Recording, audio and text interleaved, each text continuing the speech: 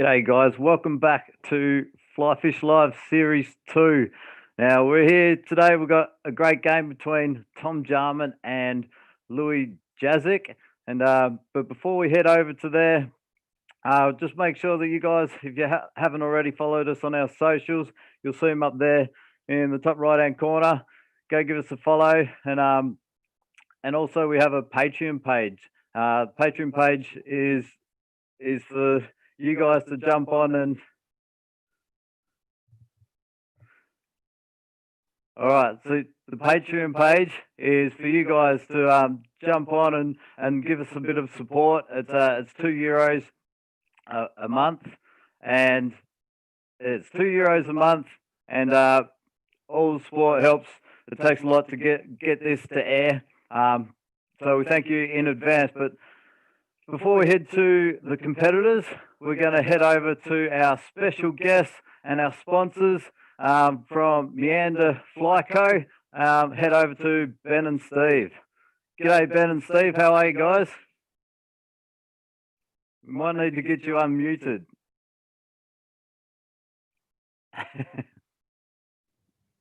You think we'd be used to this by now? Yes. G'day. Awesome. How are you guys? You good? Yeah, we're good. We're really looking forward to this. Nice. It's nice to have one.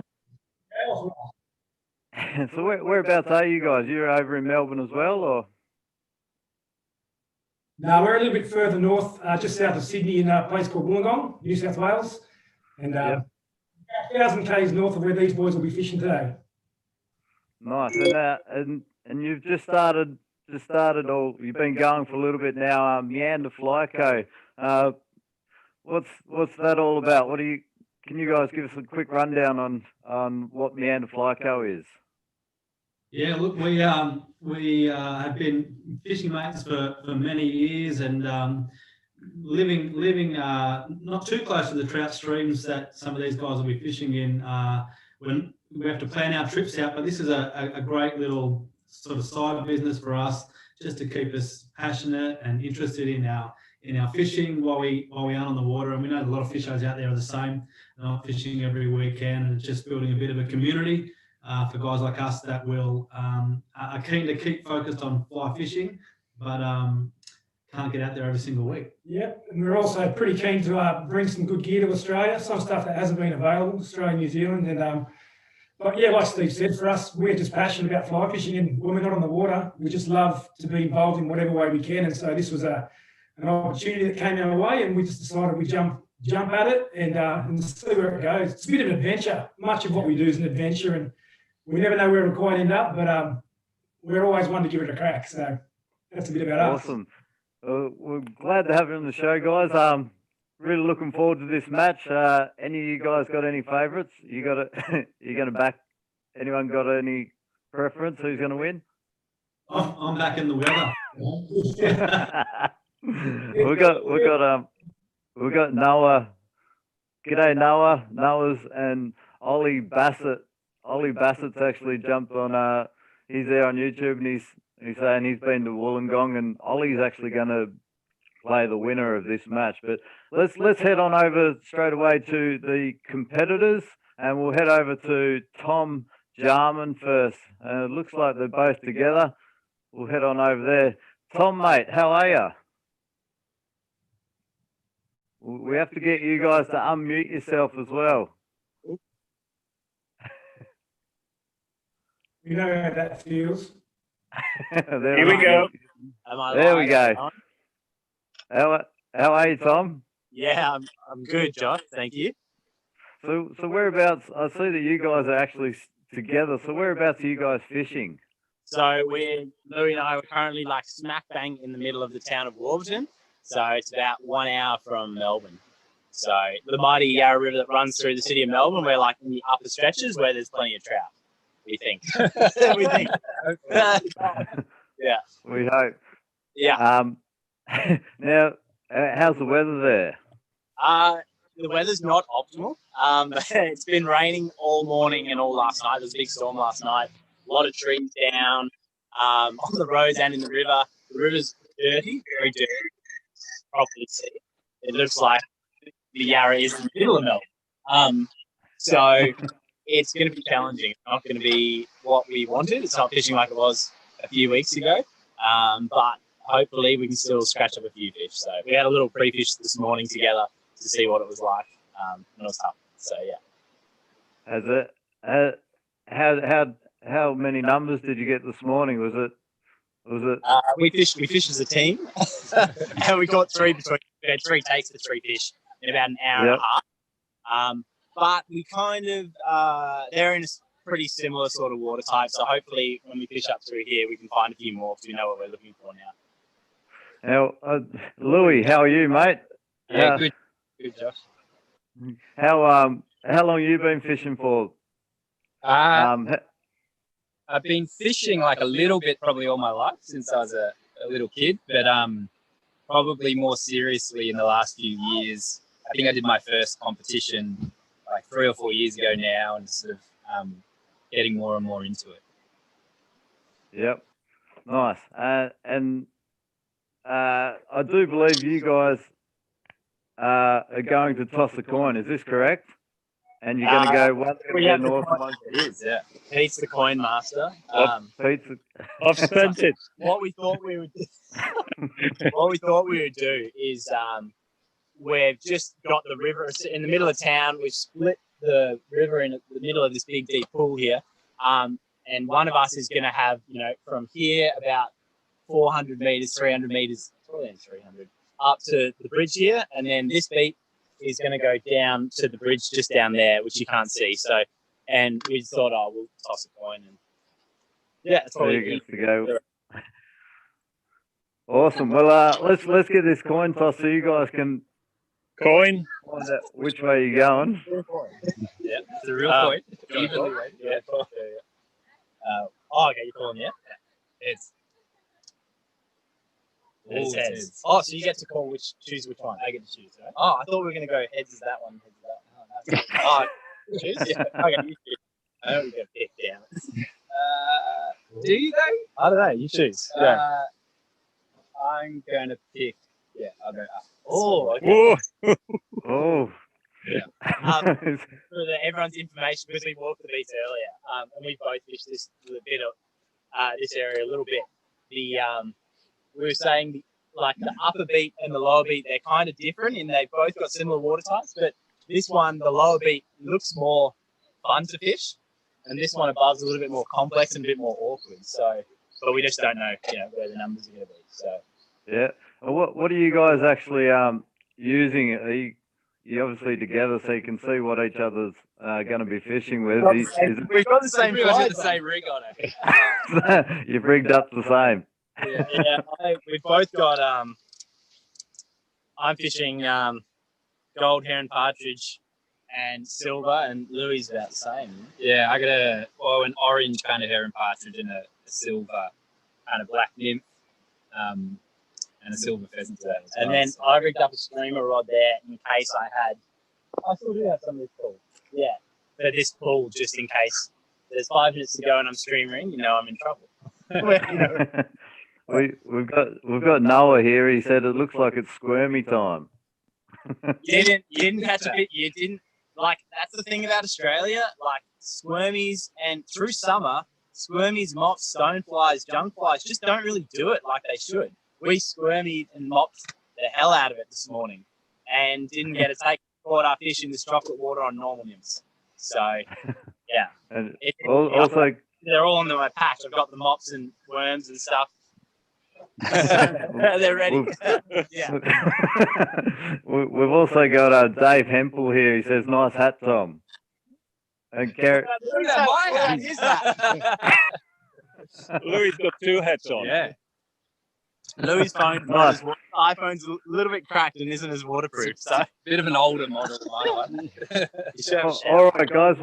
We'll let you guys get over into position. Go and head into position. Remember, you can't start in the water. You've got to start on the bank. And the siren will go. Your controllers will yell out "go" when they hear the siren. If you guys can't hear it, and away you go. So you guys go off and get ready, and we'll speak with Ben and Steve. audio on yours. Look, g'day guys. So looking at that water they got, it's pretty dirty. I'm going to start. And then Yeah, we start. we do, but so I'm going to start up. Oh, okay. Interested to see whether they walk up and fish it down or whether they are fishing upstream. It's all going to Yeah. be good. Looks like Let's tell us a little bit about. with that wire come out of his hat. I don't know if he's just going to zap the water and get all the. tell us a little bit about Ben to start with. Tell us a little bit about how long you've been fishing for, mate. Like, Yep. So, like Steve, we sort of got into fly fishing in the early 2000s. We grew up fishing bait and lures, and we did a few trips down to the Snowies trying to hit fish with lures. Some of them a bunch of hatches, and we just thought we got to get into this fly game. So after that trip, we back and got into fly fishing caper, and we've been doing that for, I guess, in the last few years. I was privileged to be able to be a controller at the last World Championships down in Tasmania, and got to observe some of these, these elite comp guys at the top of their game, and just absolutely loved the opportunity to do that. And it really got me inspired to get involved in comp fishing. So I started to do my first comps in the last few months, but a few things happened in the family. I wasn't able to get away, but I've got a few coming up. 2021, and I just have loved learning from these guys. I thought they might be guarded, but they were so generous with their knowledge and their time and their techniques, and just seeing how confident they fished the water. Traditionally, I was fishing, I'd sort of pick the eyes out of the stream, and it'd be dry fly or maybe dry dropper. But I've learned that there's a lot more to fly fishing than that, and it's just been really good to try some of the techniques I see these guys using, and my fishing capabilities have gone through the roof in the last couple of years since I've been, involved, getting to know some of these guys and fishing the way they fish. Not quite as good just yet, but I'm learning so much and just loving it. And, Nice. Well, just before we jump onto you, Steve, we do have a map that we can show people where these guys are actually fishing. So if we bring the map up, these guys are just northeast of Melbourne, little town called starts with W. I can't quite remember what he said. Warburton, I think it was. Yeah, that's the one. So these guys are fishing this river just here. So if anyone's watching, just head down to Warburton and go and say good day to these guys. But let's jump back to you, Steve. What about you, mate? I believe you're pretty new to the sport. I've been fishing as long as Ben, but he's been out of the heat more than I have. I'm keen for him to get in the comp scene because I just think I'd be great at carrying his gear around and be happy to control. Yeah, mate, I love getting out on the river in particular. Love getting down to the Snowy Mountains, or a little bit lately down to Tassie, and getting amongst it. And yeah, like Ben said, picking up some from the comp guys, urine emptying, all that sort of stuff, which for me, as I was starting out, wasn't something I knew much about. So yeah, I'm just really grateful for any opportunity to be out there on the water, and I love it because you're always learning something new, and there's always a different sort of part of the country to explore, or a different section of river to fish, and you never know what's coming up around the corner. It's all a bit of an adventure. So that's great. It takes us away from that sort of takes us out of the everyday and puts us in an environment where we challenged and stretched, and that's what I love about it. So yeah. Nice.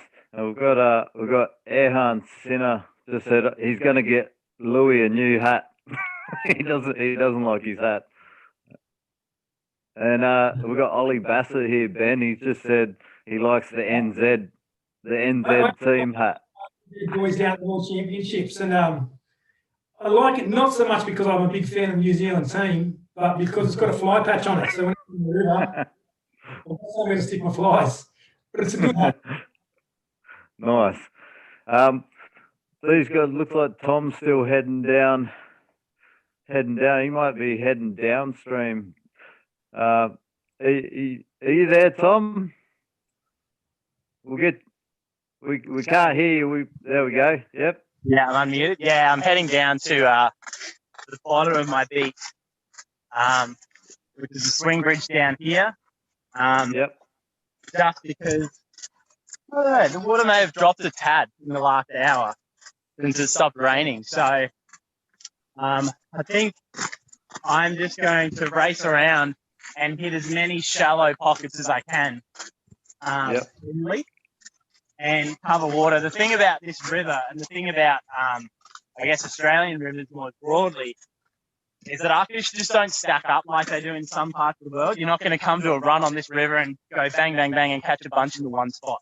You actually need to really work to pick them out. So it's going to be harder than an hour to catch any numbers, especially in the dirty water, because you've got to make more drifts because they don't want to eat the worms and stuff. So. do you have any numbers in mind that you're aiming for, or are you just going to go whatever comes? No, you've always got to start with one. It's going to be tough. Yeah. I don't know. I mean, there should hopefully an hour will go quickly. There should be some chances. The hardest thing is going to be, and I know this water very well because this is the water I grew up fishing when I was at uni and fished a lot. And the thing about it is they're in all of it, and I know there's good numbers in each of the runs, but just don't. And Louis and I talked about it this morning. You just don't have much time. An hour doesn't give you long to get the most out of it. Because I'd normally spend an hour in this little section here to catch them. So it's really going to be a bit of run and gun sort of stuff, trying to catch them as quickly as I can. I'm going to leave a lot of water that I would normally fish just because we've got the luxury of having a bit longer beat. So I'm going to kind of, pick the best stuff and just maybe, if I hit a fish in this one, I'll definitely be changing up to catch them and try. So, yeah. Nice. So you're in position now, is that right? Yeah. Yeah. And if we head over to Louis, just get you to unmute the mic. There we go. How you feeling, mate? Your water looks all right down there. It's a bit dirty still. Yeah, it's no cleaner than Tom. But yeah, look, we'll see what happens. You just never know. We're not expecting much, but hopefully we get pleasantly surprised and catch a few. So what's do you have a strategy? We just heard what Tom's sort of his goal is. Do you have a Yeah, I liked hearing Tom's strategy because I think that'll fall mine as well. No, I mean, look, we fish together in the morning, and we're competitive, but at the same time, we wanted to figure it out together too. So you'll probably see doing similar things. I think, we caught our fish this morning in the shallower, slower kind of water. Tom did catch one deep in slow water, so I'll be trying to hit as much of that kind of water as possible. But I guess keeping an open mind because you never know what might happen. Yep. All right. We'll let you're in position, ready to go. Yeah, ready to go. If we cross over to Tom, you're ready to go, mate? Ready to go, Tom? All right. So we'll get this game up. We'll get this game underway. So what I'll do is we'll head over to the main screen here. So we've got the two head cams, and we've got a new setup with the head cams. The head cams are a bit bigger, and we've worked out a little bit way to get a better view stream for the head cam. So what we're going to do is you guys, I'll say 5, 4, 3, 2, 1, and then the siren will go, and off you go. So you ready? Go 5, 4, 3, 2, 1, and go. All right, we're off and running. We're away. We're away. Looks like Louis is not. Oh, Louis is working. All right, guys. So we're off Ben and Steve. Who would you pick, or which? Like we saw Tom had to go downstream. What would your tactic be if you were in this sort of position? Would you just move through the water as fast as possible? Or I think when it's wet like this, you've just got to give your flies time to be in front of the fish. And I guess the advantage for these guys is they had a bit of time to look over the water this morning and try to get an idea of where the fish was holding. So, like Tom said, an hour's not long on the river, and I don't know how long the beats were. I was going to ask how long the beats That's actually are, but about 300 metres. Thanks, Peter.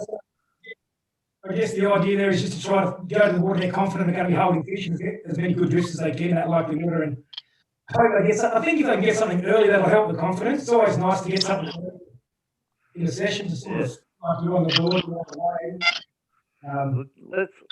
Let's have a quick chat about meander flyco, mate. Now I know some guys that are using those rods and Solderini rods, and one of good friend Sundry, and I've used it personally. I borrowed one off him actually, and I love them. How's it's just you guys the only ones selling them down there in Australia? Yeah, in Australia, we're the only guys that have got the Solderini rods in. So I don't know how well known that they are in Australia, but I know a lot of top guys around the world have been using them. Like you just mentioned, Santerre. Then I had the privilege of fishing a couple of days on some of the rivers down in Tasmania in the lead up to the World Championships in January. And I met him a week, days, and I was so that sort of sparked my interest. I didn't know too much about them before then either, but getting them in my hands, I just absolutely love them. They're just really well-made quality rods, and yeah, we're really happy to have them in the shop, and you know, we love fishing them, that's for sure. So, Yeah. And Beautiful rods. We didn't want to try to get in there and compete with big stalls or anything like that. Just bring in something that's a little bit niche and something that might be well known to the comp fishermen. And then we've even got a bit of a range where the the guy just starting out could grab something as well for a reasonable cost. So we're pretty keen on it. It's a bit of fun for us on the side, and when we're not in the water, it just keeps us involved in the industry. Yep. So, what sort of price range are we looking at? So it depends. We stock like Sandro. So the rods are designed by Sandro Solderini. He's got a really long history in competition fishing out of Italy, and he's so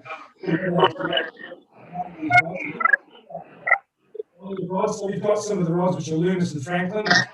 Sort of more budget rods. They're really good quality rods, but they probably don't have some of the bells and whistles of the top models. So they're good entry level rods or sort of intermediate rods. We've got a bunch of those in the shop. Then we go on to the RCX series, which they're really good rods for the price. They sort of retail for around the sort of $400 to $500 Australian dollar mark, and we sort of think that for that sort of money, there's not too many rods with those in the Australian market at the moment. We've been fishing the RCX 10-foot 7-weight on the lakes. It's just a beautiful rod. Turns over a team of flies really easily, and I've been loving that. And then, for those guys in the game, I want that really high performance equipment, Hydrocycle Elite in tournament series, and they're just absolutely beautiful rods, high end components, really well engineered, really technical. Some sort of industry technology. Series. Is that a fish on? Louis. You just lost it. Louis just lost the fish. So just so everyone knows that whoever catches the first fish, if it's a tie at the end of the game, the person with the first fish for the game will win. So a little bit of pressure on. Looks like these guys are not expecting big numbers, so every fish is going to count by the look of it. Nice little run there. Tom's at as well. So looks like there will be some fishy bits, but it's moving pretty quick too. It's pretty dirty. Yeah, there's plenty of colour in that water, that's for sure. I didn't ask him whether have you fished this area, any of you guys? Ben? Yeah, I fished the Yarra. Yeah. No, mate, haven't fished the Yarra. So this is basically an iconic river that runs right down into the middle of Melbourne, sort of splits the city of Melbourne, and these guys are right up in the sort of in the tailwaters, I think, are up near that way. But this looks like a similar stream to some of the streams that we'll fish on the New South Wales side of the mountains. Sort of some really nice sort of deeper pools separated by some nice runs and riffles, and plenty of fish holding water in amongst there. It's just a matter of trying to get your fly right in front of them today, I suppose, with that water the colour it is and flowing a bit quicker than usual. They're going to be holding out of the faster stuff. It'll be interesting to see who grabs the first one. Yeah. I wonder how Louis feeling after letting that one go just there. Whether it's shot. It must be quite nerve-wracking, like being a knockout competition. The winner of this one, the winner of this one will actually go on and play against Ollie Bassett from New Zealand, which unfortunately game one come down to a forfeit, and Ollie was so he was really wanting to play, but he's really looking forward to the semi-final against one of these guys. So it's going to be quite interesting. Ollie does pretty well over there in New Zealand. I'm not quite sure who's it going to be. We put a little poll out earlier this week, and there was a lot of votes for both competitors, so it could be interesting. Off the Victorian chapter had their first comp of the season a couple of weeks back on the Middlemere River, and I think Tom got first in that one and Louis got 4, and it was a pretty competitive field too. So I know they're both in good form. Yeah, it looks like Tom down there's got a nice little run both sides of him. One for Tom. One for Tom. It's the confidence fish right there. Yep, that's a big confidence booster, that one. So at this stage, Tom scored first. We've got Erhan Sinner said can be a tricky river. Can be a tricky river, but unlucky about the weather. Erhan's from Melbourne himself, so he would have fished this river quite a fair bit, I think. Yeah, Erhan's fished a lot here. Has he? Yeah. So he's probably watching on the camera going, Tom, just get over there, or Louis, just to your left, or whatever. Looks like Tom's working that softer seam on the edge there, just being pretty methodical with his drifts through there. Looks like pretty good holding water. That's exactly right. It's quite sandy, not that you can tell. It's not as freestone as some areas this part of the river. It looks like it looks a fair bit higher in the river than it normally is. I think that's Dave Jarman, Tom's dad there, is it? Yeah, it is, yeah. Yeah. Yeah, it's a lot higher than normal. It comes up very quickly because there's a lot of little creeks that run into it. It's actually a tail race that flows out of the Upper Yarra Dam, but it's so it's always fishable, but it does dirty up from the incoming, flow of all the little creeks. Do you know is Tom fishing 2 flies at the moment? I'm actually not sure. Tom, you're fishing 2 flies or one? No, just a single.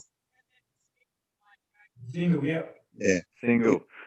I don't know whether you heard that, but he said because of all the sticks and rubbish floating down the river, when he was fishing with 2 flies, he kept hooking, rubbish.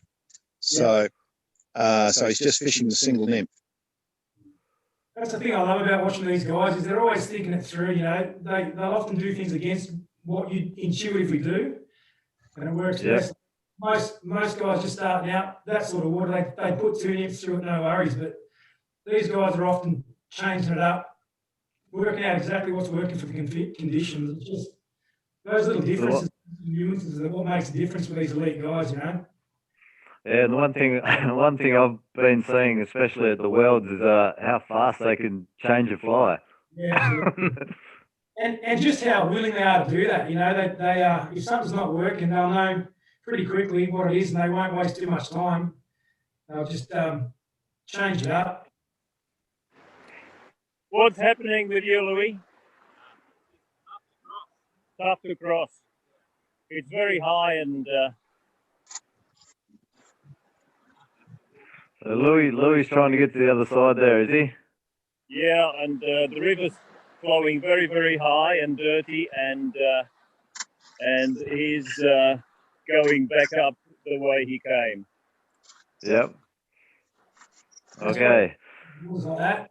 It's not just the fish you're competing with, it's the actual, the ability to wade when the water's up like that just makes it so much tougher. In a comp, when you just want to get somewhere, got to make good choices. Yeah, and I suppose it comes down to like competition fishing. I've heard that a lot of people that study the beat before they actually start, and they know how long they're going to spend at this spot and how long they're going to move, how far up they're going to go for the next spot. Some guys go this spot. I'll spend 5 minutes, then I'll head up there for 10 minutes, and space it out like that. And some guys just try and hit every single pull. It'd be interesting how this plays with your mind. If you know the river and then the water comes up quickly like that, do you have to change tactics or do you stick to the tactics? Do you when you go fishing, Steve? Do you and Ben? Do you basically suss out the river and decide what you're going to do, or you just head down there and just give it a go?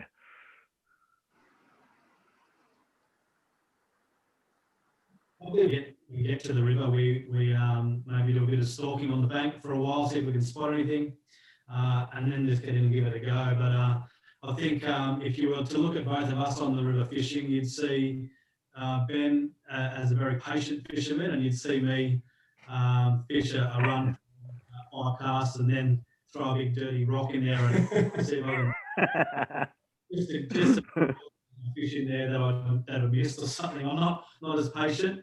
Ben will he'll change flies up, or he'll, if he sees a fish, he won't leave it until he's caught it. So a little bit different that way, but still, heap of fun though. I tend to use to pick the eyes out of the river. I guess a lot of guys when they start now, that's the way they approach water. They sort of look at where they expect fish to be, and they'll just concentrate their time on those. But since I've been watching these guys in the comp scene, I've really tried to extend myself beyond that. And I really believe that any fish can be held in any water at any given time, and you've got to learn the ways to extract those fish. And so I'm much more methodical now with my fishing. I try not to skip water unless I'm absolutely certain there's no fish going to be holding in there. I'll try to adjust or apply different techniques. But I guess these guys have got the added benefit of knowing this river, and it's a bit of a home ground advantage. So I suppose within this hour, they're going to do what they expect to be working well in these conditions, and that's definitely an advantage for these guys. Yeah, Louis looks like he's got a nice little spot there. Yeah, I'd be curious to find out how deep it is and what size nymphs they're using in this water, what size beads they're running, and whether they're 14, 16 or something a bit bigger, just because the water's a bit murkier. Yeah. Tom, what size bead are you fishing? 3 mil bead on a.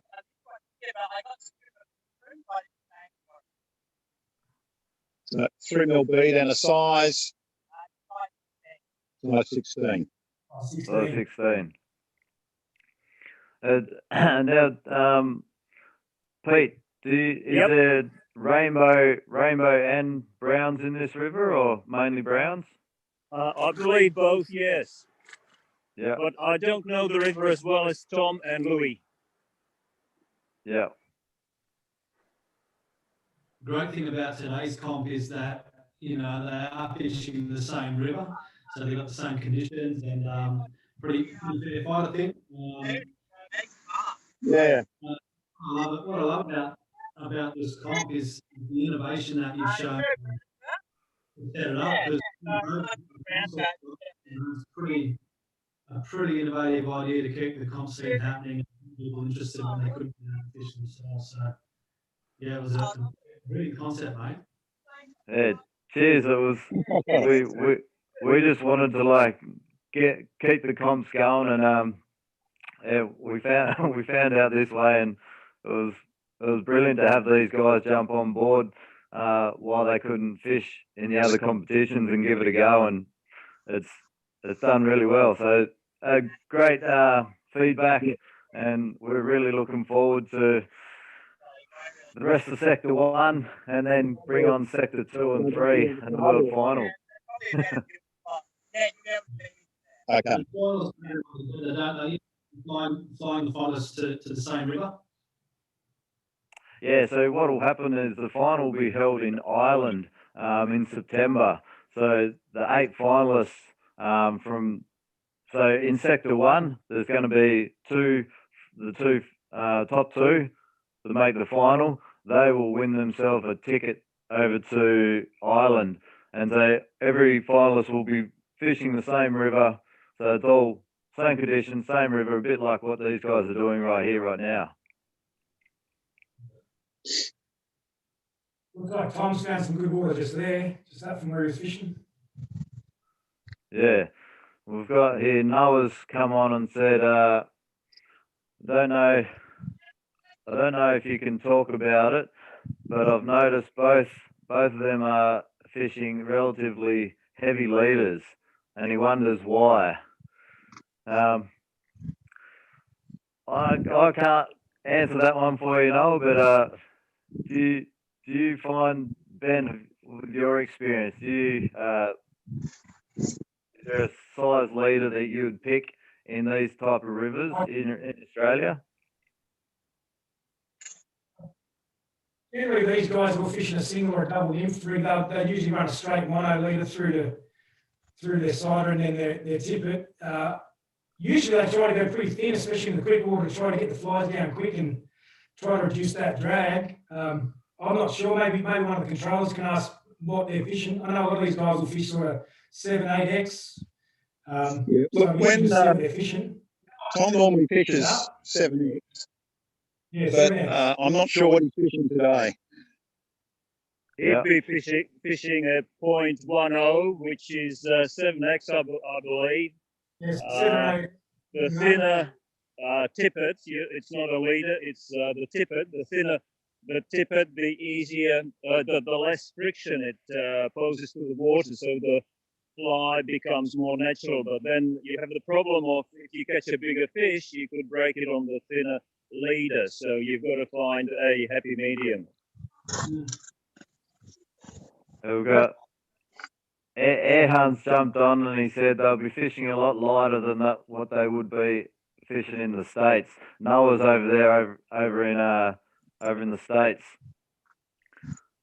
Yeah, Ollie Bassett, he's watching with keen eyes, wondering who he's going to come up against. He said leader wise, I would have the 0.18 millimeter leader, which is the 4X Noah. He's catching 7 pounders. Yeah, he's over there in New Zealand chasing the big ones. So we've got 41 minutes and 25 seconds left. 41 and a half minutes to go. 41 minutes to go, Louis. 41 minutes. 41. Score is 1-0. So one of the things that's interesting about this over here in Australia is I don't know if people realise it or watching around the world, but a lot of our rivers are quite remote. Some of our better trout streams, and one of the things I guess these guys had to factor in was the fact they had to make sure they had phone reception.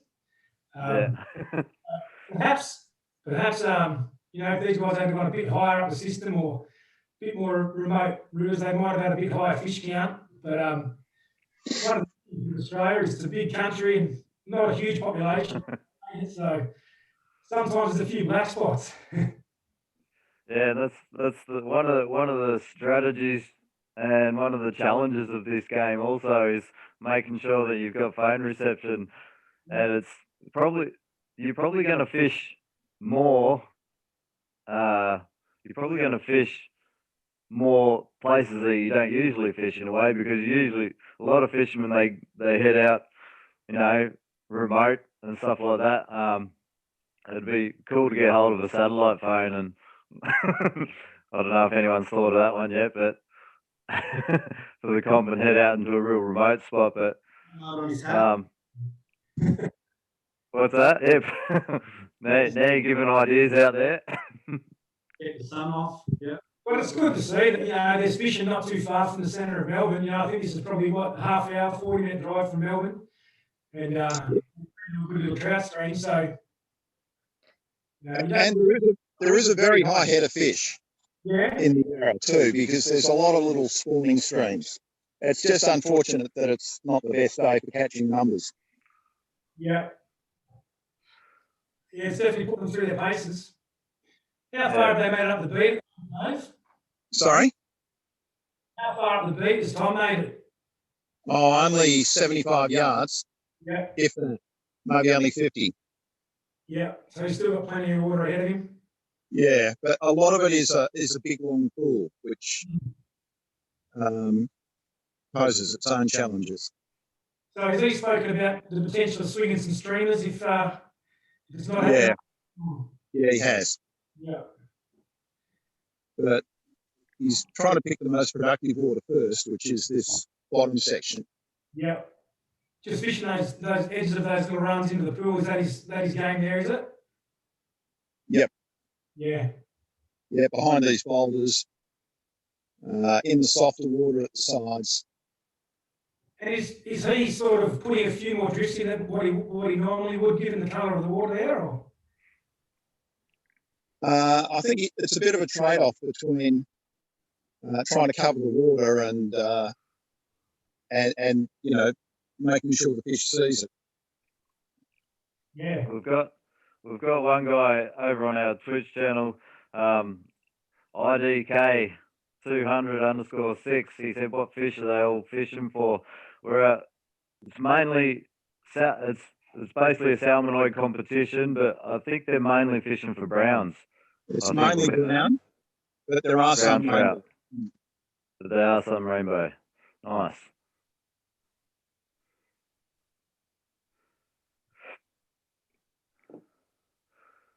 There's a bit of wider stretch of river there for Louis.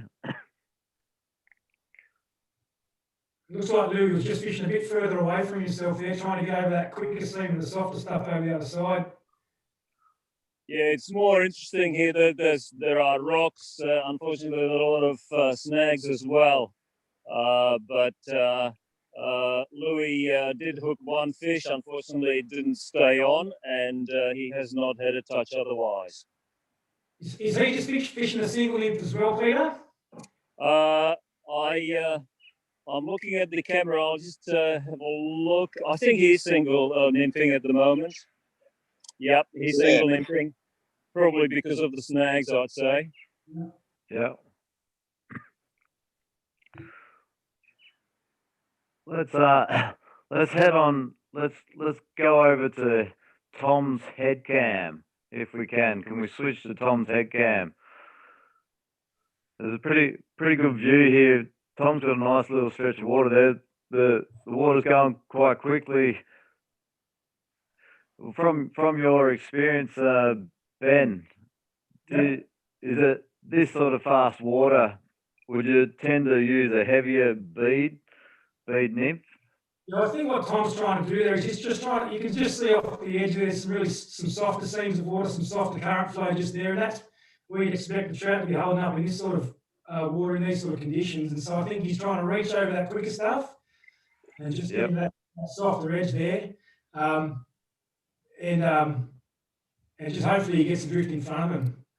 But you will find fish holding the faster stuff, but on a day like today, I guess the water's probably flowing a bit quicker than usual. And the other thing you've got to take into consideration is what's happening on the bottom of the river. Just because it looks fast on the top doesn't always mean it's fast down lower. And the fish can often find little pockets to sit in and the feeding lane to sit in. And the trick then is to get your nymph down to them before they're walking on a stream like that. We have a competitor in our water. Okay. X. Well, they got kids in the water. There's a dog, is it? Yeah, it's a Labrador. If Louis catches a Labrador, does that count? Oh, I wonder if Tom set that up. I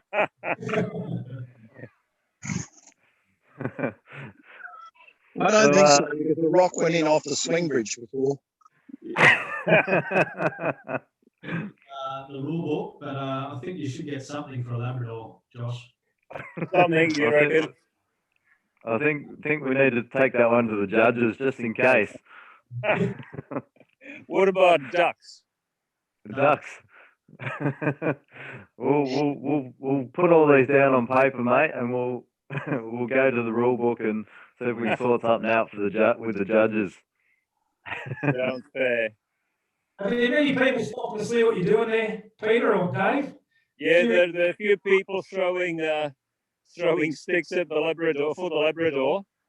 Apart from that, we've got a few people that were sitting there watching. They're just leaving, disgusted that we haven't caught a fish yet. And there's the 3 ducks coming up the river to check out if we've got any feed for them. Well, the score is still 1-0, and there's 33 minutes and 45 seconds to go. So we're Just almost over at the halfway 33 point. minutes to go, Tom. 33. So we're just about the halfway point. It looks like it's very tough fishing for these lads, and Okay. They're not exactly setting the world on fire, but it is very, very tough. The river's very dirty, chocolatey colour, and it, like Tom said, it possibly might have dropped down a couple of inches since an hour ago, but it's still very high. I noticed that at least one of the guys had a stream. I'd like to set up with a streamer. I wonder what time that'll come out. Whether that's 10 minutes to go or if it's going to be soon. If we might see some action, be interesting to see when they whip that out. it'll come down. It'll be interesting if he does whip something else out, and the other guy just sticks to his game plan now, and it only takes 2 fish, and they could find those 2 fish in one hole. So it's going to be a quite interesting finish, I reckon. I think that's one of the things that competition fishing does. I mean, like I said, just watching these guys it's not just about the tackle and the techniques, but it's also the mind games. And when you're on the water, whether you second guess yourself or how confidently you fish each bit of water, and you've obviously got your methods and your techniques that you sort of go to and that you expect to catch fish on. But when that's not happening, you've got to have a backup, and it'll be really interesting to chat to these guys about what's going through their minds at the end of this game. When they're not hitting fish, what sort of thought processes are they going through? What sort of questions have they got, and strategies are they sort of conjuring up? I think that's one of the really interesting things about competition fishing. Is it's more than just catching fish; it's the whole strategy that goes with it. And it'd be interesting to see, like I said, like halfway through, there's only 1 fish being caught, but the other guy, Louis, at the minute lost that 1 fish, but he hasn't got one on the score yet. But he must be thinking, well, he can probably hear us now, but he must be thinking in his head, if he couldn't hear us, I'm about 10 fish behind or something like that. But he's only one fish down at the minute, so very interesting. Looks like that's probably one of the differences to this style of comp fishing than to the other thing is the guys are fishing their beats. They're probably not so aware of what's going on at the other beats, how they're fishing, and what sort of numbers the other guys are landing. I guess in this one, Lou's probably got an idea. He had one on, but came off. And so he knows what he's up against. Whereas in the other types of comp fishing, where it's just you on your beat, you've just got to stick to your guns and just try to pull as many fish as you can and hope it comes out on top at the end when you get back and count the numbers. Yeah, the Louis looks like he's in a nice little spot now, in amongst the rocks there. Looks like it's a nice speed of flow. You can have a quick chat to Tom if you want. He's What size lead are you using there, Tom? I'm on 0.10 at the moment. I'm on 7X. And I see you changing up. What's your strategy now? I'm gonna double nymph this run. I caught one early this morning deep, which was unexpected. I've been trying to hit the shallow stuff just because it's easier to catch them shallow in this dirty water, especially when they don't want to eat junk. And it's been it's been a bit of a pickle. The sticks are playing a massive drum. I don't know how Louis finding it. You hook on so much stuff because you can't see the water, what's in the water at all. It's really difficult. So I've been in different water. I've just been trying to kind of guess my bead weight a little bit, because the fish are they've been very tentative, even when it was fishing well. It takes us soft, so you can't afford to be bumping rocks because the sensation Well, is just that similar to a fish. So we're exactly halfway, and the score is 1-0. can we stop for a weather delay? You wanna? Is the rain coming? No, it's just a little bit cold, and my weight is leaking, but that's okay. I think the forecast was only for about 18 or 19 degrees down there today. Yeah, and cooler and up here. It's about 5 degrees cooler up here. And it has been quite warm, hasn't it? So it's a big temperature drop. Yeah. It's been. You go, Dave. No, I was just going to say it's been beautiful weather until a couple of days ago.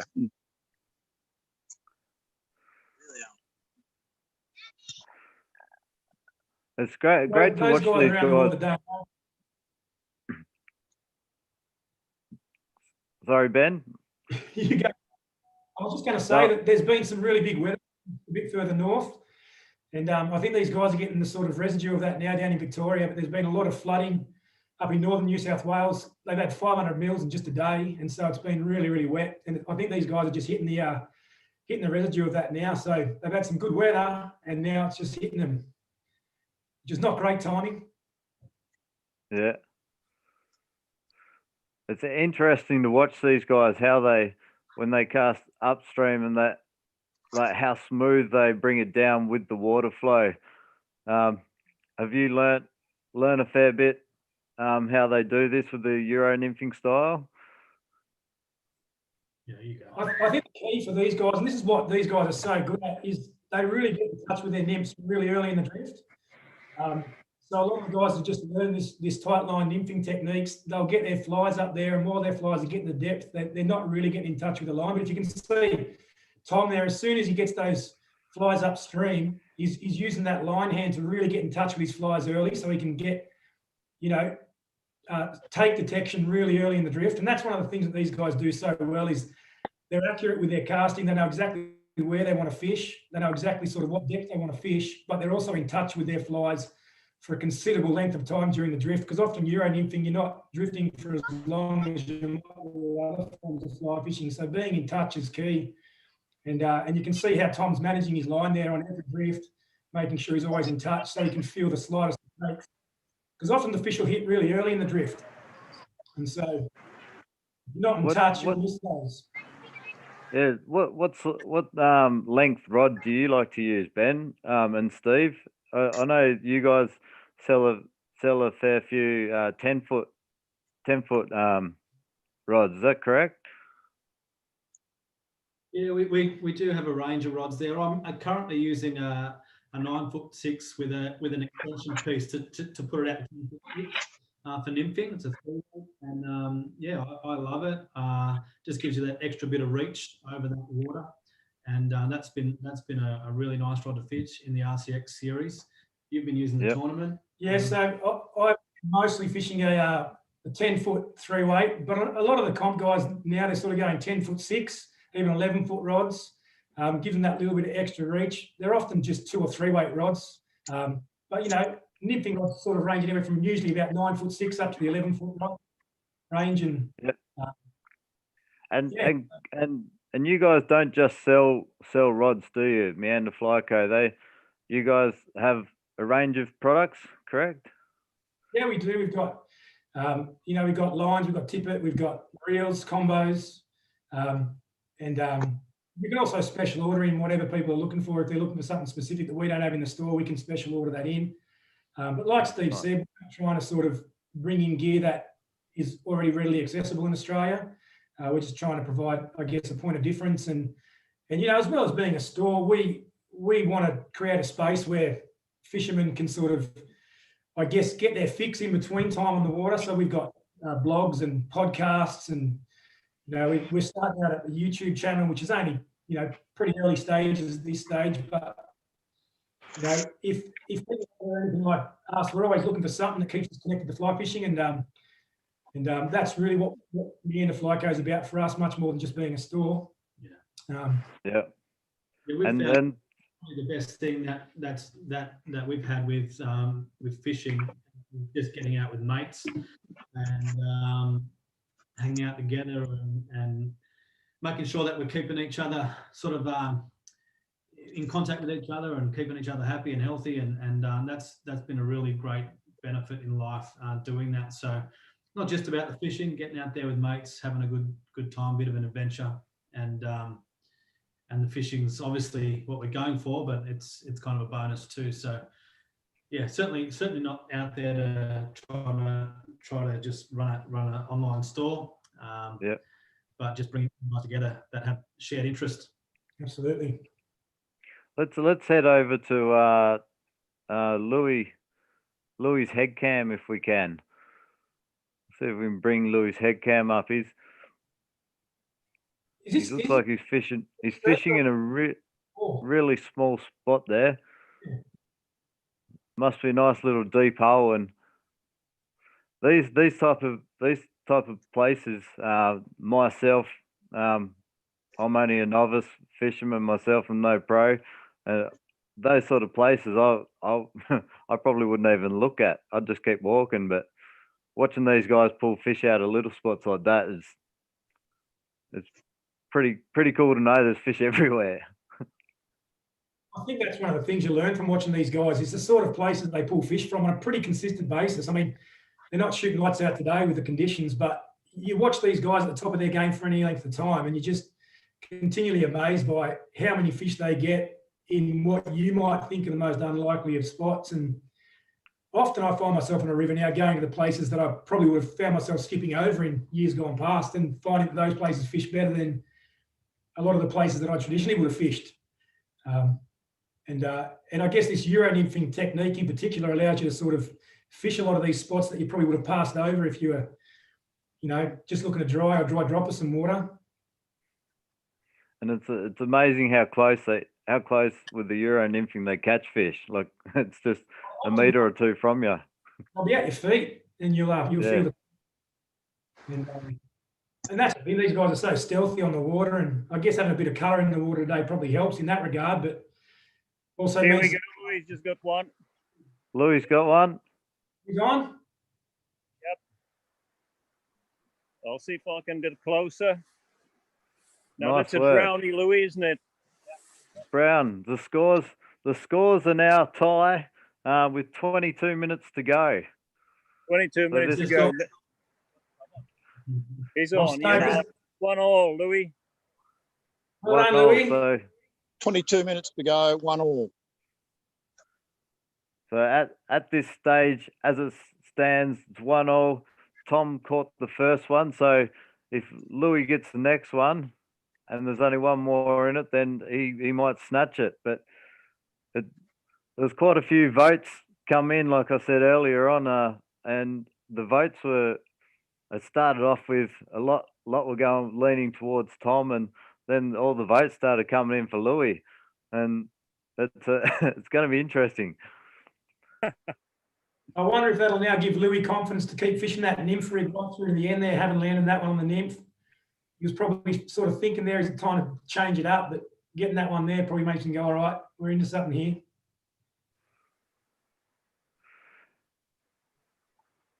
Yeah, it'd be interesting if Louis did change flies and then he caught one, and like you said, if he found the spot or the right depth that they're at, and Tom looks like he's fishing that fast water out in the middle there. Yep, just let it come on the softer edges there, and look, I mean that's the sort of water you'd expect to pick fish up pretty consistently when you're Euro nymphing. That's really nice nymphing water that Tom's on right now, and that's the sort of water these guys really confidently fish and expect to be pulling fish out of pretty consistently. Yeah, so let's get back to Meander Flyco. And for the podcast that you guys are doing, I listened to which one was it? Your first fish. That was a cracker. So for people to listen to this, they just head to your website, is it?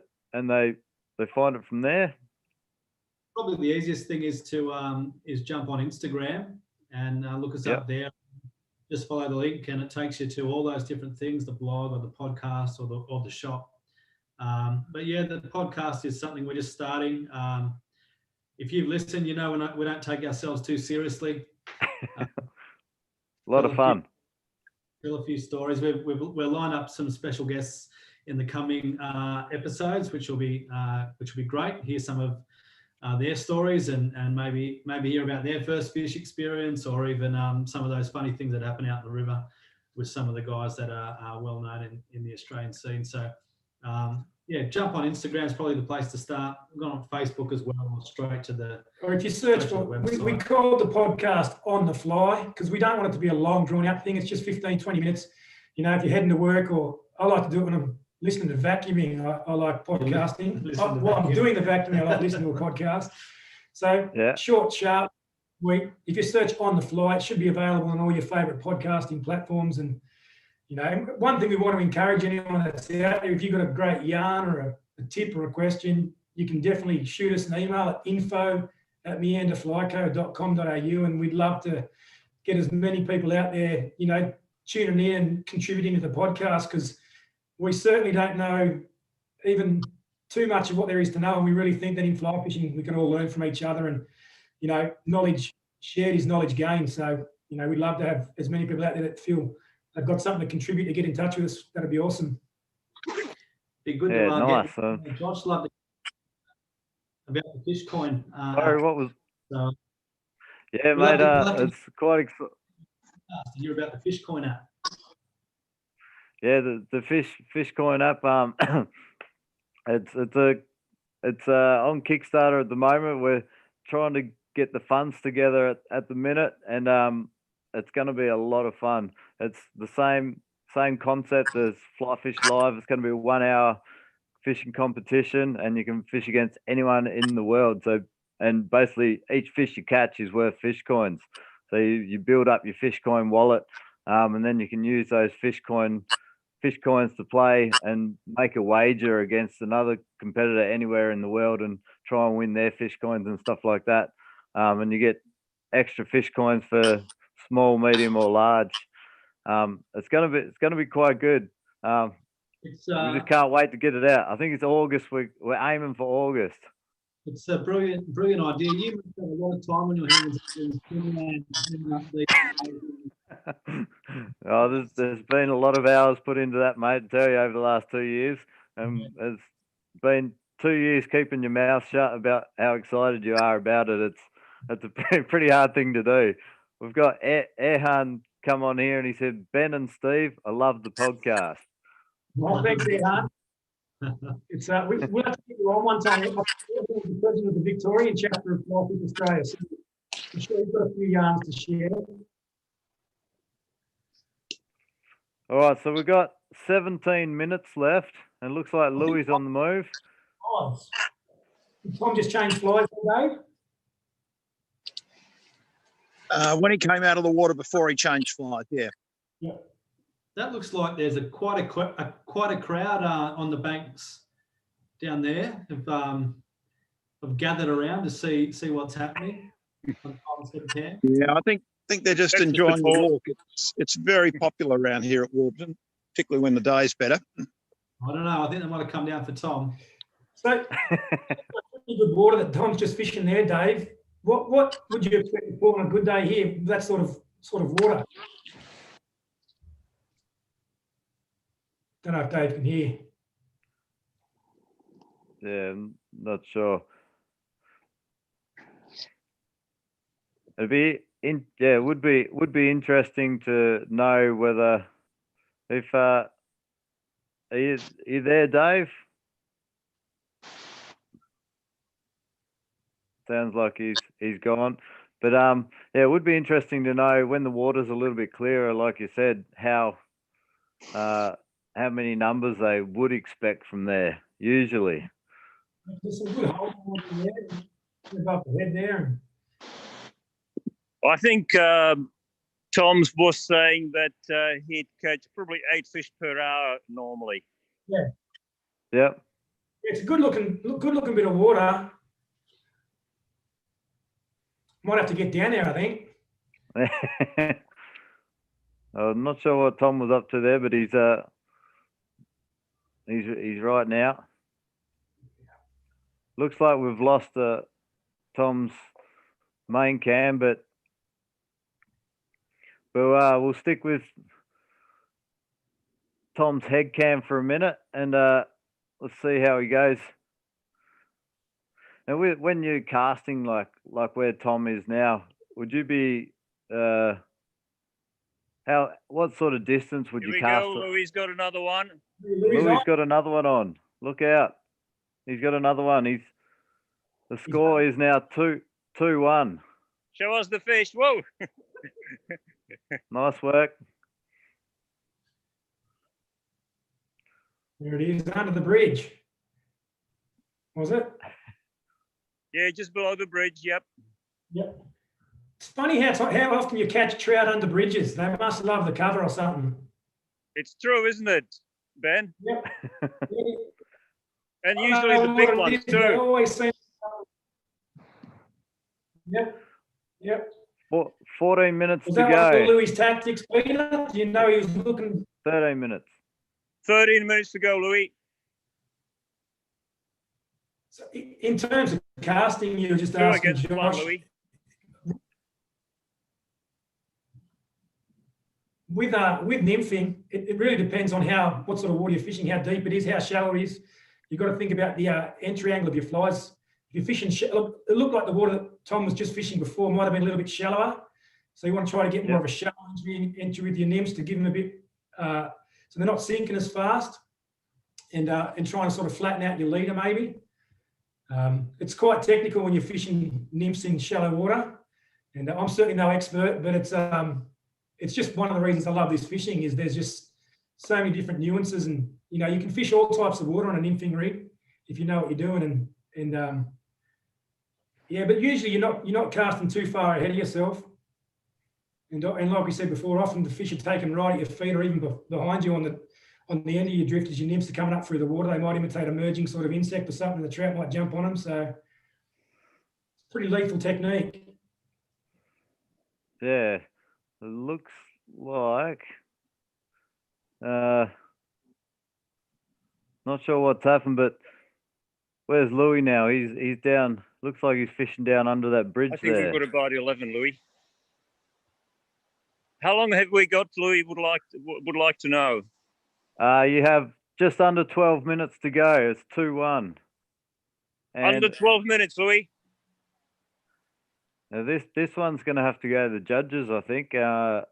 We have actually lost both cameras on Tom, so I hope he's all right.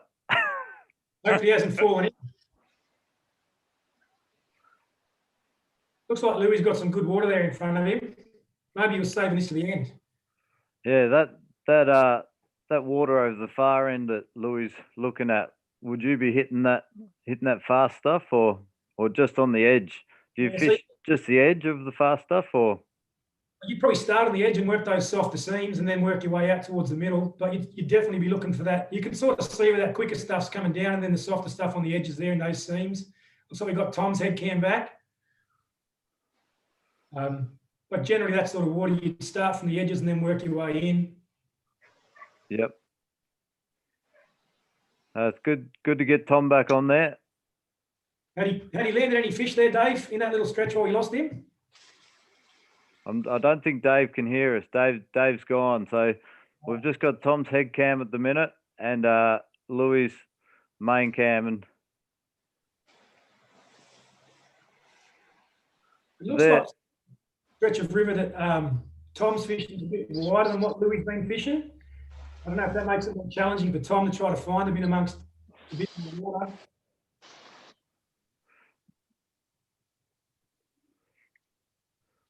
when you come to like boulders and the rocks and stuff, do you like to try and get? Yep. Yeah. Fishing there almost. One for Tom there. Fish for Tom. Yeah.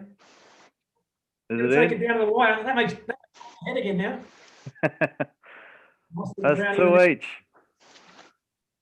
It's a close one. Nice work, Tom. 2-2. Two each, Louis. Can't hear Tom there. Yep. You there, Tom?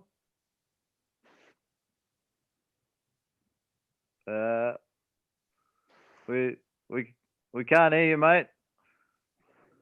Keep fishing. We've got you though. We've got you. There's two each. I think he's trying to tell us to make sure we got his fish. Yeah, we got Because his it. main can can't see. But it's all good. Just Tom's fly patch there. It looked like he had a chenille squirmy on. Are there rules in this competition like there are in the Phipps Moosh rules where they can't use the squirmy material in the flies, or is there any ruling on flies they can use or not use? No, we haven't actually got a ruling on that one. So they're free to roll, I think. That's good. Squirmies often go-to fly at the end of a session, maybe.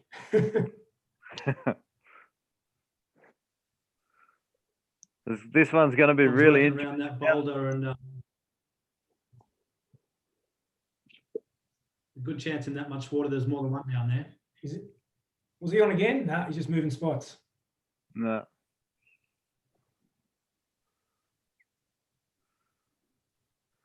Sweet. Looks like Louis in a tight little fast spot there. It's going to be quite interesting. We've got 8 minutes and what do we got? 8 minutes to go, and it's 2-all.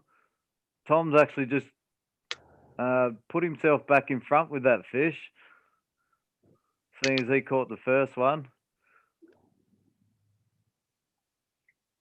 This time game in fishing is a big thing. If you catch one with like 1 minute to go, it could be the biggest spider. Big fish for Tom. We know that feeling. You feel the hit, and you strike, and then it's just a stick. It's a bit of a deflating feeling, that one. Yeah.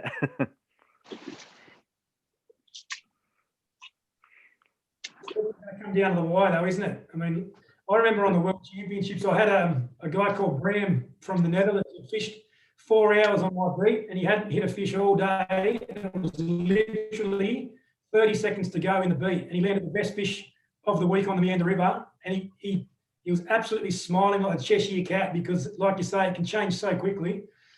And it was a horrible day for him, turned into a fantastic day just to land that fish right on the buzzer. Right, come down You got the wire about in this 7. game. Yeah, just under 7 minutes to go. Just under 7, Louis. This is a tight one. Who are you guys going to back from here, Steve? Who are you after? Who do you think's going to win this? I'd probably back Tom from here just because he's got the lead with the catching the first fish. But yeah, I don't know. I think he's in a good spot there. I think he might pull one more out before the end of the match. What about you, Ben? I'll say Louis just to be different. I think we have to put another iced coffee on this one, Steve. Basically, I think the next fish will win this one by the way it's fishing. Yeah. So Well, from this morning, they said they only got 3 between them this morning, so they've pulled 4 in an hour now. So yep. obviously that intel this morning helped. So we've got 5 minutes and 45 seconds to go. 5 minutes, Louis. And the scores are level, 2-all. Well, it looks like they're going to stick with the nymphing right through to the end. Yeah. I don't think they'll change up. I don't think they'll be changing up at this stage. Not to dries, anyway. Not to dries. About this form of fishing as well is these guys are so geared up, and they're often walking along the river with 3 or 4 different rods rigged up, ready to go because. Oh, we thought we had a fish, but it was a stick. No. The old heart will be pounding. They get you every Major time. disappointment here. Hey, Hey, but was it a good stick, Peter? Was it a good stick? It was over 45. Awesome, guys. You got When you pull some of the sticks out of the river is just how strong the tippet is that these guys fish with. I mean, you hear 0.10 or some of these guys fish down to, I mean, I know with the Solderini, we've got a 0.09 8x tippet. But man, when you hook up to a stick, sometimes the thing you're still able to pull out on that ultra thin tippet. It's pretty impressive when you know, a lot of the top manufacturers are making some really strong tippet at really thin diameters. And it's super impressive when you see what it'll pull out of the river. It's crazy. I saw a Finnish guy summer last year, I think it was, hook up on a rock, and he pulled up a big boulder rock, and he was only using really thin tippet. It was crazy. But you guys have got just under 4 minutes. 4 minutes. The Right, other so thing this is about gonna these be- nymphing rods, You go. the other thing I was going to say just about these nymphing rods is they're so light in the tip, they're so soft in the tip, and that gives that extra bit of tippet protection when you're onto a good fish on really thin tippet. That really soft tip, but they've still got plenty of power in the butt. I remember on the Meander River seeing Santeri from Finland landing a really good fish on 7x tippet, and that was the first I'd seen these rods really put through their paces. It just amazes you by what they can, you know, the sort of fish they can land in really quick water, really thin tippet. They're just so beautifully designed. You know, those guys that are getting into nymphing and thinking, do I get a nymphing rod or don't I? They definitely give you an edge when you're playing some of those big fish in quick water on really thin tippets, which you need in this style of fishing. So it's super impressive, some of the stuff that's out there these days. Yeah, it's amazing, like how light gear you can catch what size fish. Yep. All right, you guys have got 2 minutes 45 to go. 2 minutes 45. Steve, Yep, what water He would you wins be? because he scored the first one. If I was Louis, I'd be dropping that electrical cord into the water right about now. That's legal, isn't it? Yeah, I'm not sure. What would I do? I don't know. I think I'd be just quickly getting my nymph into about 3 different sort of runs and putting it through water as quickly as I can. Quickly move up if I could, just you know, a few steps every cast. Just cover some water. Yep. This is really where knowing the river and knowing the sort of water you think trout's going to be holding and just absolutely picking the eyes out of it in these last couple of minutes. No point wasting drifting water that you thought might hold fish. You just go to those places that you're pretty assured will be fish holding. Some of those sort of softer edges or some of the pockets in behind boulders, or that's probably 1 minute 40. 1 minute 40 to go. We've got Ollie Bassett just said Solderini tippet is really good. We used it in Europe, and it's nice to see it's available down under now. It's brilliant stuff. It is really amongst some of the strongest in the world, and yeah, look, we are super proud to have all the Solderini gear in the end of Flyco, and really stoked to be working with Sandro. And we know he puts a lot of effort into his design and manufacturing process. And you know, if you buy a Solderini product, you can absolutely be guaranteed it's amongst some of the best in the world. So, thanks, Ollie. Absolutely no doubt about that, mate. So if anyone wants some good gear, get hold of these guys at meanderflyco.com.au, isn't it? It is. Yep, absolutely. Yep. All right, we've got the last minute. We've got 50 seconds to go, guys. This is going to be interesting. 50 seconds. Can someone hook up? We need a tiebreaker. We can't finish on a tie. It'll be Tom's comp at this rate, won't it? If someone hooks up on the buzzer or just before the buzzer, they have 2 minutes to land the fish. Yep. You would think there might be a fish down there where Louis is, just under that white water. Yeah, some good Looks pockets like a just really there good that, spot there. Yep. Some really good holding water. 10 Looks very seconds. fishy, doesn't it? It Looks does. good. You got about half a minute, Louis. 5 seconds. Half a minute. No, he's got 5 seconds. 5 seconds, Two. Louis. Chuck it back in And- there, quick. All right, that's time up. Time's up. Time's up, guys. And it's 2-0. Well, Nothing like we a tie will. series. Nothing like a tie. It comes down to who's catch. It was actually interesting. Louis had the first one on, to be honest. Yeah, Louis lost had it, the didn't he? first. But I didn't know why it came off. Why did your first fish come off, Louis? Oh, he can't hear me. He's in that white water, so we can interview him later on. Yeah, so we'll head over. We'll head over to Tom if we can. Are you there, Tom? Or no? I don't think we can hear you, Tom. I'm not sure what. Not sure why we can't hear you, Tom. But anyway, Ben and Steve, that was not many fish caught, but it was interesting to watch how they moved through that water and we just lost Louis' main camera. You might That be was able to that- do them both on one. Hey, are you there, Louis? I am. Hey guys, how you going? G'day, mate. How you feeling, Well, buddy? fish- Oh, I think I got close, didn't I? You were.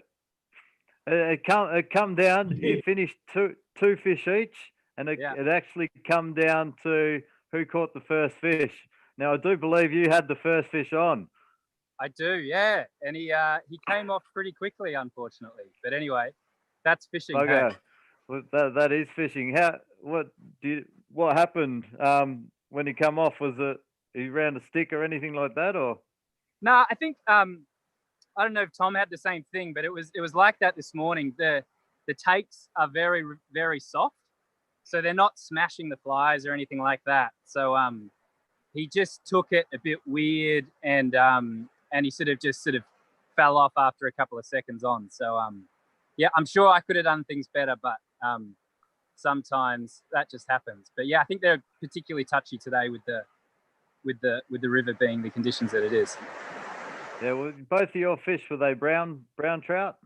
Yeah, I think they were all brown and little ones, and they were all just like as you would expect on when the river's high and coloured.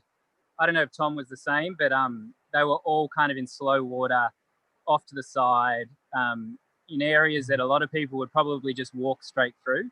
Yeah, I didn't get any in the middle of a run or anything like that. So yeah, that's what coloured dirty water does, I guess. Yeah, if you had the chance, would you have done anything different? I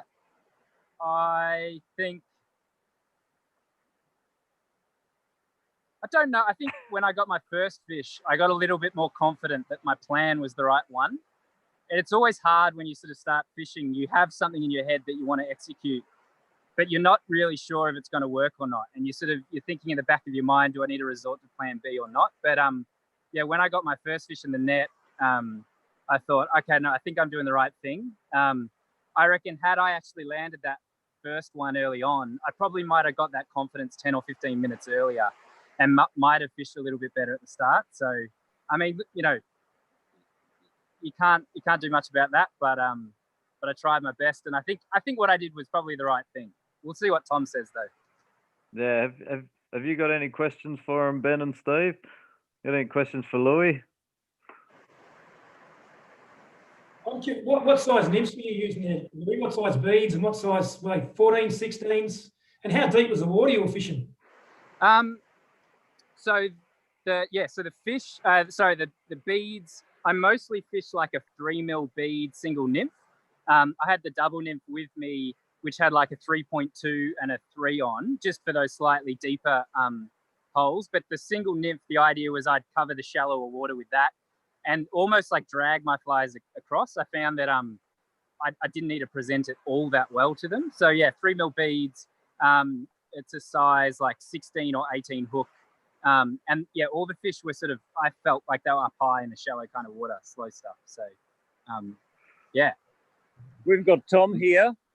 Tom, have you run out of battery, have you? That's one did, yeah. Oh, okay. So here's Tom. He can answer some questions I can as hear well. you now, Josh. You can hear us now. Did my Awesome, head cam go off? Did you see the last bit of my head cam or? we did get your head cam, so that's all right, mate. how did things go? Yeah, we both got 2, Oh. but you got the first one. Dude. Yeah. Oh. I'm sorry. Yeah, I only had 3 takes. Sorry, yeah, we'll talk later. Yeah, so what happened, Tom, is the score is finished at 2-all.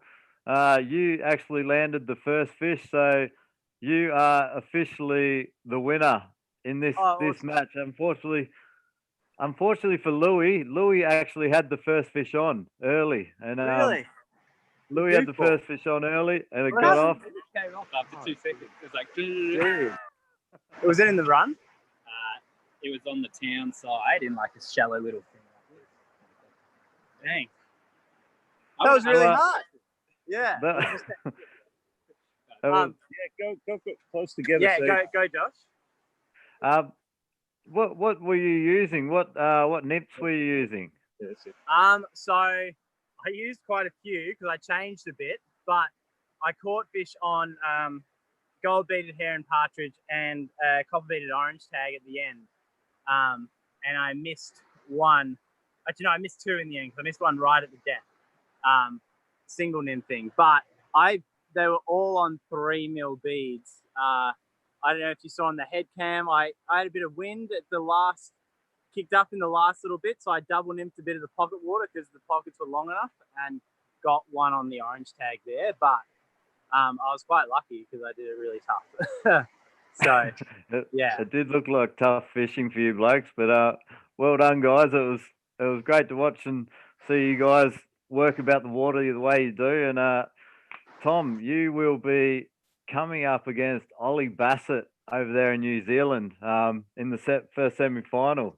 can we handicap him if I'm on this? Or we just dirty his water? He fishes dry play. Yeah. Ollie's And- dry and- play and- only next round.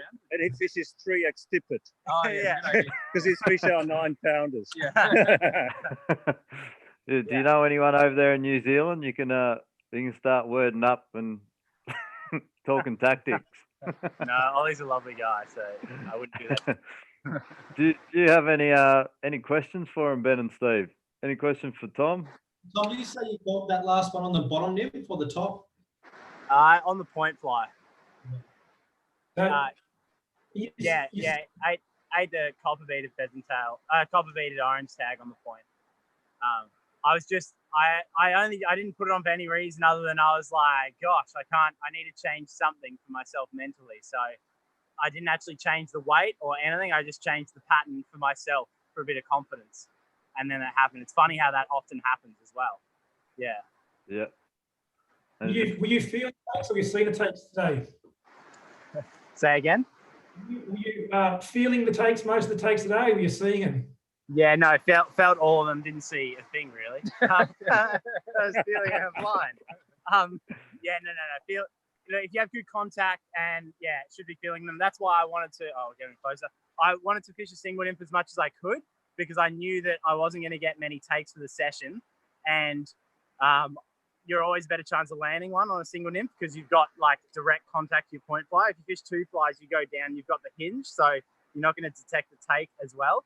So I thought single nymph is the safest way to fish, but I needed the extra control when I got up to that bit. And then the deep run, it's nice to have 2 different depths. Yeah. This is what I mean. Nice. They're just thinking man's fishermen. What, sorry? I just love the way you boys think it through. Oh, thank you. Yeah, no, And it's our pleasure to share with everyone. Yeah, it's awesome. And I do believe a congratulations in order for both of you guys from the competition not long ago, the first round of the state championships over there in Victoria. You took it out, Tom, and Louis got 4th, so it was great effort by you guys over in that one as well. Yeah, thank you. It's cool. We kind of, because now we live so close together, we kind of fish as a team and prep as a team, so it makes it easier. Yeah, it was cool coming out today and cooperating, and competing at the same time. Yeah, we tried to just work out if we had how to help us both, and then so it's good. You can't get better on your own. That's the one thing. You always need people. What sort of numbers would you pull in there on a good day, clear water, good weather? What sort of numbers would you expect? I was here a week and a bit ago, and I fished what was originally going to be the beats for today, but because the water was going to blow out, that would have gone. You normally catch more in the pocket water here. So I think I fished for about, I was in front of you, maybe 2.5 hours. I think I got 13 thereabouts. Yeah. In what would be a beat and a half. So yeah, I mean, it's hard. It's just the dirty water's hard, and our rivers are hard to catch numbers quickly because they're not stacked in together. They're also spaced out. So you can either rush around and try and get the easy ones and get them to eat first cast in there, or you can fish a very small amount of water thoroughly. And in hindsight, you could probably do either today, and you would have caught the same amount. Like if Louis fished just this for 2 hours, for an hour, you probably would have ended up with the same number as fishing the whole beat. But then you feel a bit of a goofball if you don't catch anything. If you don't catch anything.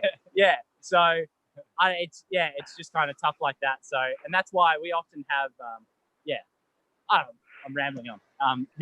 So that's it. Awesome. Well, we want to say a massive congratulations for taking out this match, and commiserations to Louis. He's not that sad, don't worry. I'm all good. And that was very interesting. But congratulations, Tom, and we will see you up against Ollie Bassett in the semi-finals, which will be towards the end of January sometime. Okay, cool. Sounds good. Awesome. Well, Thanks, guys. thank you very much. We want to say thanks for the controllers as well. Thanks, guys. Did a great job, and we'll get back to you guys. Just stay on the line, and we'll try and set up a chat with you up this week, maybe Tom, and have a bit of a chat and see how we go. But anyway, we want to say thanks again, and we'll head over to Ben and Steve. We'll let you guys go, and we'll be in touch.